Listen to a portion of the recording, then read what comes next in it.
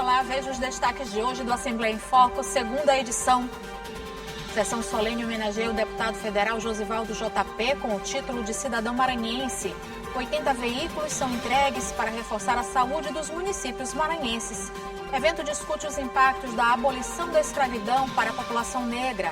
Governo do Estado, IFAM e Ministério da Igualdade Racial assinam ordem de serviço para a restauração e valorização da cultura e do acervo arquitetônico do Centro Histórico de São Luís. E veja ainda as comemorações em homenagem às mães dos alunos da creche Escola Sementinha. O Assembleia em Foco, segunda edição, está começando.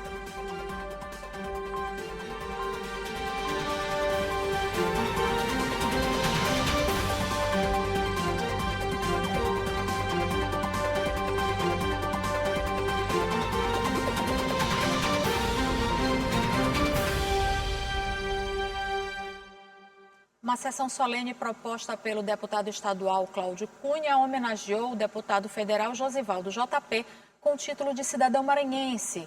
Natural do Pará, Josivaldo foi vereador, vendedor ambulante e empresário na cidade de Imperatriz antes de ingressar na política. A Assembleia Legislativa do Maranhão realizou uma sessão solene para entregar o título de cidadão maranhense ao deputado federal Josivaldo JP. A homenagem foi proposta pelo deputado estadual Cláudio Cunha. A Assembleia Legislativa fazer jus a esse sentimento da população tocantina e hoje está sendo homenageado através de um projeto de lei meu e a resolução aqui da Assembleia votada por todos os parlamentares. A gente fica muito feliz por essa homenagem, por ser um cara humilde e que desenvolve um trabalho fantástico em prol do desenvolvimento do Estado do Maranhão. Natural do Pará, Josivaldo JP construiu sua trajetória no Maranhão, especialmente na cidade de Imperatriz, onde começou a trabalhar ainda jovem como vendedor ambulante.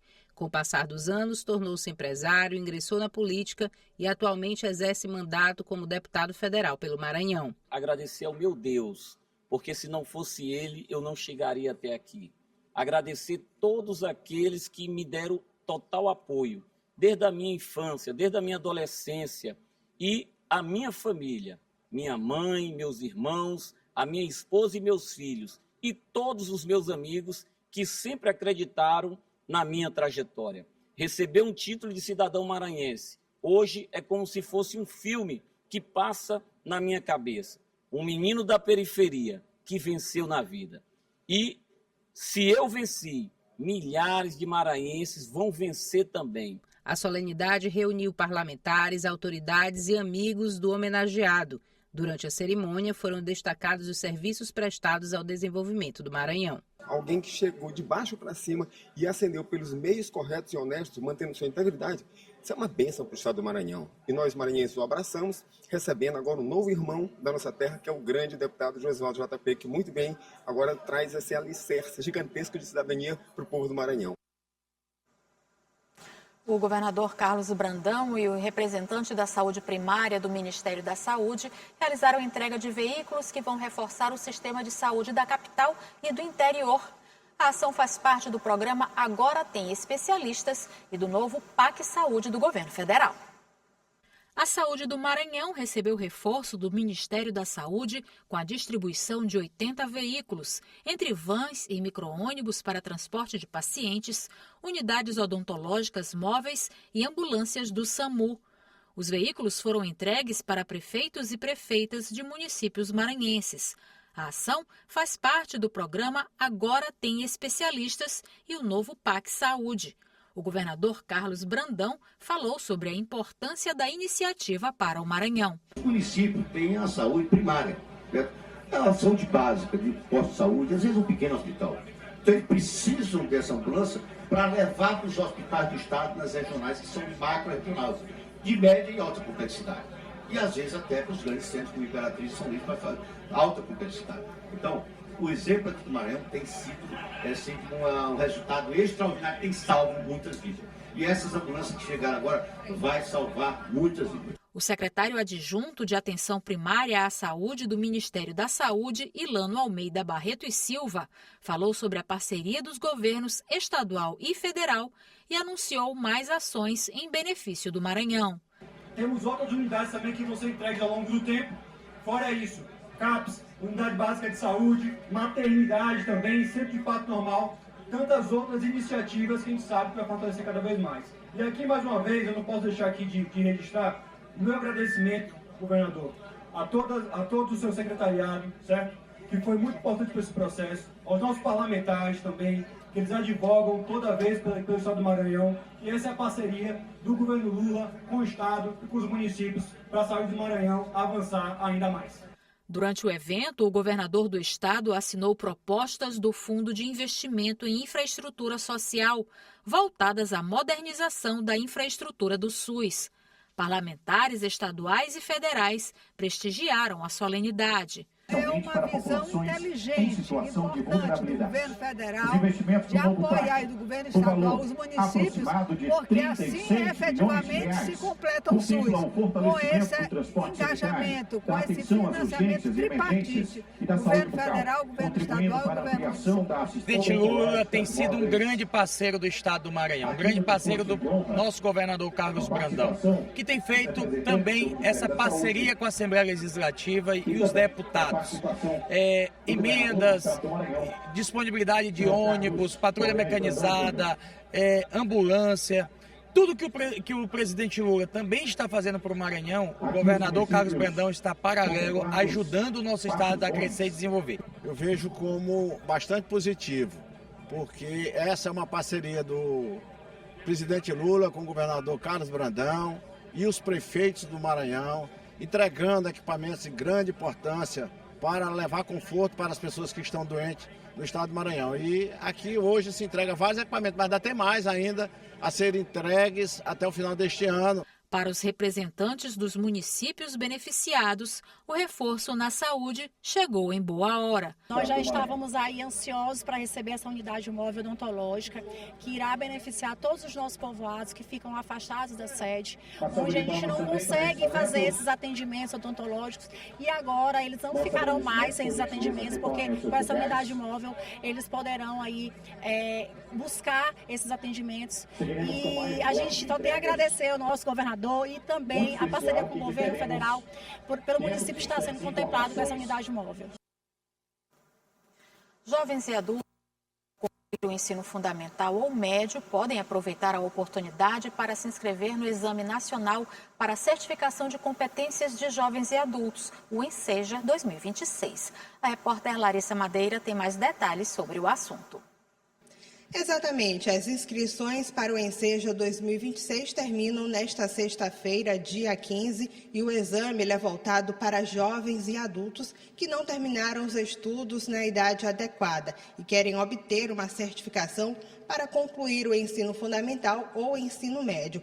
Para se inscrever, é preciso ter no mínimo 15 anos para o ensino fundamental e 18 anos no caso do ensino médio. As inscrições são gratuitas e lembrando que essa idade o candidato precisa ter na data da prova. As provas serão aplicadas no dia 23 de agosto em todo o país. E as provas do ENSEJA são de múltipla escolha e também de redação, questões objetivas. E vale lembrar que essa prova ela vai ser aplicada em todo o país e as inscrições só pela internet e somente nesse prazo da sexta-feira, dia 15, termina o prazo então para quem quer concluir o ensino médio fundamental e não conseguiu terminar antes na idade adequada. Vale ficar atento a esse prazo para não perder.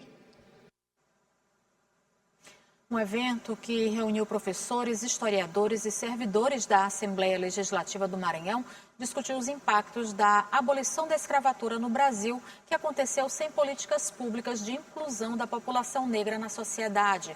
O debate também serviu como reflexão sobre os desafios atuais e a necessidade de preservar a memória e a história da população afrodescendente. A proposta da palestra foi discutir como a abolição da escravidão aconteceu sem políticas de inclusão para a população negra após 1888.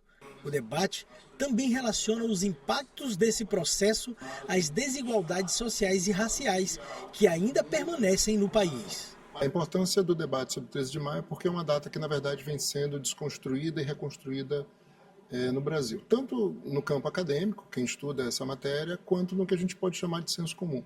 A gente tem uma visão bastante cristalizada, né, do 13 de maio como uma data de redenção, como uma espécie de outorga da liberdade dada pelas elites.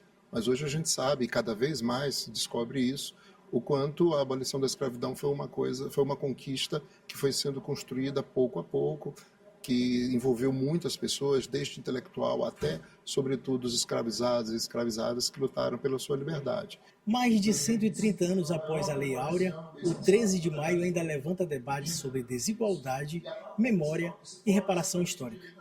O debate aqui na Assembleia propõe justamente revisitar esse capítulo da história brasileira, a partir de uma leitura crítica da abolição da escravidão.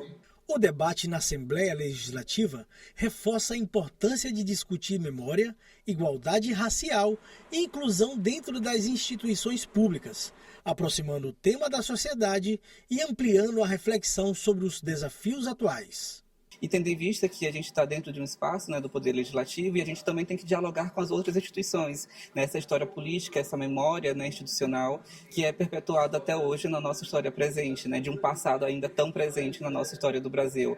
Né? Então é muito importante, né, esse diálogo com o Poder Legislativo, Executivo e Judiciário. Estamos aqui em São Luís, um lugar também que recebeu escravizados, então a gente não pode viver e trabalhar sem ter consciência disso. Então, trazer o debate sobre esse tema acrescenta muito para nós, enquanto seres humanos, e não menos como servidores também. Essa consciência tem que atravessar também o nosso trabalho no nosso dia a dia. Então, muito bom. Além de revisitar a história, o encontro buscou provocar uma reflexão sobre o presente, reforçando a importância de discutir racismo estrutural, memória histórica e igualdade de oportunidades na sociedade contemporânea. Com a lei de 1888, do 13 de maio, a gente começa um período que a gente chama de pós-abolição. Eu costumo dizer que é um período que a gente ainda não superou. Então, muito do que a gente tem na sociedade de hoje, ligado a desigualdades raciais, sociais, vulnerabilidades, ainda é fruto da forma irresponsável como a gente tratou o fim do cativeiro. Foi simplesmente extinto e não teve nenhum tipo de assistência, de acompanhamento ou minimamente de orientação para aquela população que durante mais de 3 séculos e meio viveu sobre o regime de escravidão.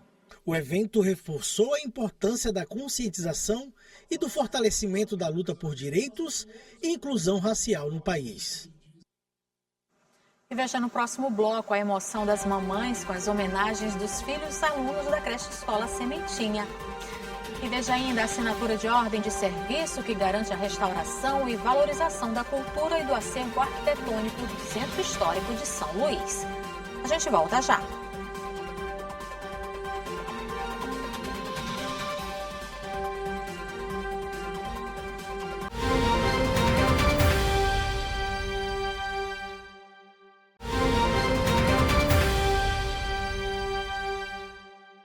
Autoridades e representantes da sociedade civil acompanharam a assinatura de ordem de serviço que vai garantir a reforma de 22 prédios seculares da região do Centro Histórico, além de revitalização e restauração de igrejas e a implantação de equipamentos culturais e tecnológicos. As ações foram anunciadas pelo governador Carlos Brandão, o presidente nacional do IPHAN e a ministra da Igualdade Racial, em solenidade no Convento das Mercês, em São Luís.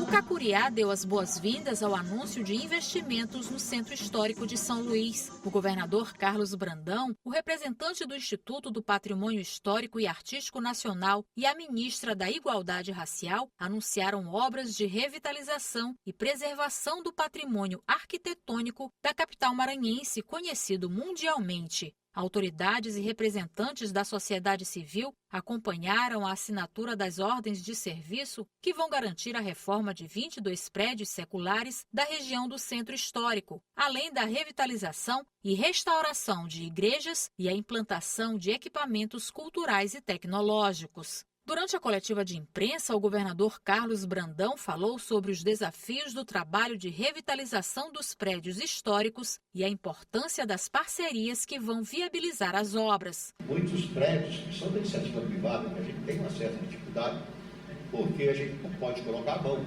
a gente não pode reformar. Muitos deles dependem de inventário, nas famílias grandes, e aí, para a nossa tristeza, cada inverno que vem, leva um pedaço desse prédio, vai desmoronando. Então, isso para a gente é muito triste, porque a gente sabe que a nossa história aqui está indo embora.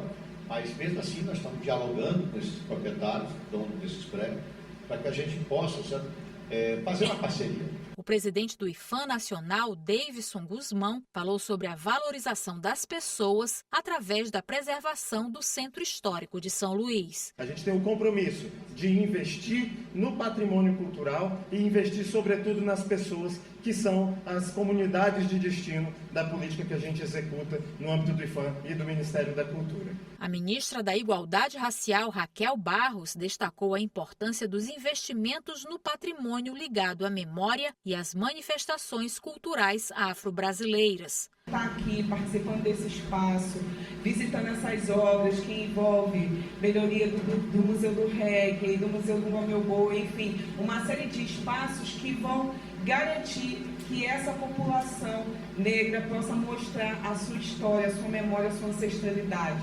Acho que isso também é importante. A gente está falando de como o papel da cultura também é essencial para que a população de cada cidade, de cada espaço se reconheça como parte dessa memória cultural que está sendo revitalizada e resgatada. Os investimentos anunciados devem unir a preservação histórica, a valorização cultural e, consequentemente, atrair a reocupação urbana no Centro Histórico de São Luís, dando o devido merecimento ao patrimônio cultural da humanidade.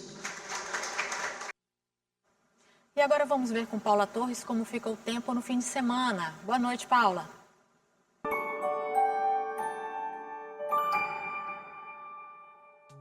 Oi, muito boa noite para você que está com a gente aqui na Assembleia em Foco, segunda edição. Agora vamos acompanhar o tempo para o final de semana. Aqui em São Luís, o sábado começa com muitas nuvens e possibilidade de pancadas rápidas de chuva ainda pela manhã. Ao longo da tarde, o sol aparece entre nuvens, mas o tempo continua instável e a chuva pode voltar durante a noite. No domingo, o cenário segue parecido. Calor, céu com muitas nuvens e pancadas de chuva acontecendo de forma isolada ao longo do dia. As temperaturas na capital variam entre 24 e 30 graus durante o fim de semana. Agora a gente segue para Ceilândia, no sudoeste do estado. Por lá, o sábado será de sol, entre nuvens e pancadas rápidas de chuva, principalmente entre a tarde e a noite. Já no domingo, o calor continua predominando, mas ainda com possibilidade de chuva isolada no fim do dia. As temperaturas variam entre 22 e 32 graus. Agora vamos até Bacabal, na região do Médio Mearim. O fim de semana será de tempo abafado, céu com muitas nuvens e previsão de chuva rápida em alguns momentos. As temperaturas ficam entre 23 e 31 graus. Então, se você vai aproveitar o fim de semana fora de casa, o ideal é manter o guarda-chuva por perto, porque o tempo continua mudando rápido ao longo do dia. Desejo a você uma excelente noite, um ótimo descanso e um fim de semana muito produtivo. Até mais!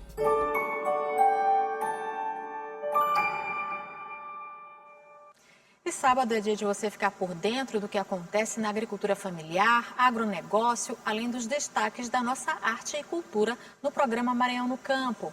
O apresentador Mário Porto faz o convite. Olá, você que acompanha o jornal Assembleia em Foco, segunda edição. Confira agora os destaques do Maranhão no Campo.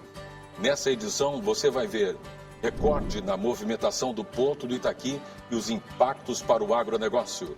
Projeto da Embrapa que incentiva o uso sustentável do babaçu. Curso sobre serpentes que promove conhecimento e segurança no campo. A arte indígena como expressão em cultura e resistência. E também a agenda com os principais destaques do campo. Não perca, o Maranhão no Campo vai ao ar todo sábado às 8 horas da manhã, aqui na TV Assembleia, canal digital 9.2 e também pelo nosso canal no YouTube. Eu volto com você.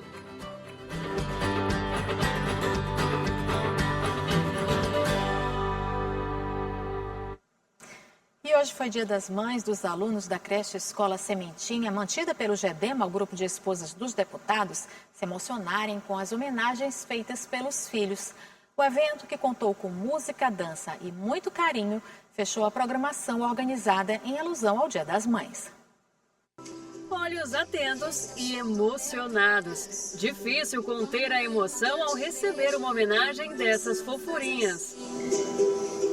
Cheio de alegria, porque você cuida de mim. A creche creche Escola Sementinha preparou um dia especial para as mamães dos alunos e alunas da creche. As homenageadas eram elas, mas as estrelas foram os pequenos.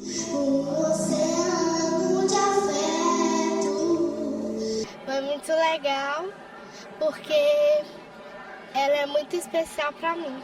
Canta a coleção de mãe Aline Barros. Então, esse Dia das Mães é considerado que essa é a festa do Dia das Mães. Temos que dizer para as mães que temos muito orgulho delas.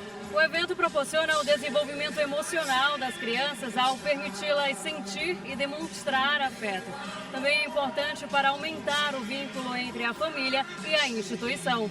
Mostrar a importância da figura materna como uma rede de proteção para as nossas crianças. Então, o nosso aspecto, ele também tem um cunho social para que a gente possa guardar, para que a gente possa orientar bem as nossas crianças. E hoje eles estão devolvendo todo esse amor, toda essa proteção. Esse vínculo é o mais lindo que cada criança tem. E é o que ele traz para dentro de sala de aula, né? Então, essa construção, essa parceria, né, que nós precisamos entre mães e escola, né? E o GEDEMA vem com um olhar bem criterioso, né? E muito mais ainda a Assembleia Legislativa, né? Então, assim, dá todo esse suporte para que a gente possa fazer esse momento. Depois de cada apresentação, as crianças corriam para dar um abraço apertado e desejar um feliz Dia das Mães. É sempre muito emocionante quando a gente olha o resultado, né, de um carinho que foi depositado. É a proteção que a gente sempre dá para um ser tão importante quanto o filho. Então, para mim, é maravilhoso. Foi muito legal, eu quase chorei, foi muito emocionante. A gente que é mãe, nós que somos mães, a gente fica muito sensível vendo o esforço, quanto a escola faz bem para as crianças, né? E esse dia, né, que eu acho que Dia das Mães é todos os dias, né? Porque todo dia a gente anda na correria, se preocupa com os filhos, educa. É gratificante, né? Porque a maternidade em si, ela não é fácil. E quando a gente vê uma apresentação como essa, é como se fosse um abraço no nosso coração. E ver o trabalho que a Sementinha está desenvolvendo com nossos filhos, com essa apresentação belíssima, é maravilhoso. Completando as apresentações, a decoração também foi palco de demonstração de afeto. Por meio de desenhos e palavras-chave, as crianças mostraram como se sentem no colo da mãe e como veem o amor que recebem por elas. As mães também participaram, colaram em um mural promessas de proteção aos filhos. Foi destaque também o mural cheio de fotos, registrando um momento único, a infância dos pequenos. A gente vê assim toda a desenvoltura deles e a gente fica muito emocionado. E aí quando a gente começa a perceber, né, esse crescimento, aí a gente começa a lembrar desde a barriga, né, como ele era tão pequenininho e agora aparece ali se apresentando e nos homenageando, né, homenageando a mãe. Então é um momento gratificante e emocionante. Dá um abraço na minha mãe, dá um beijo na minha mãe, porque eu amo minha mãe. Cheio de emoção. Você mora no meu coração, tum, tum, tum, bate sem parar, meu amor por você vai sempre aumentar. O F2 fica por aqui. Para rever as reportagens de hoje, acesse o site al.ma.leg.br/tv. Para você uma ótima noite, um bom fim de semana e até segunda-feira.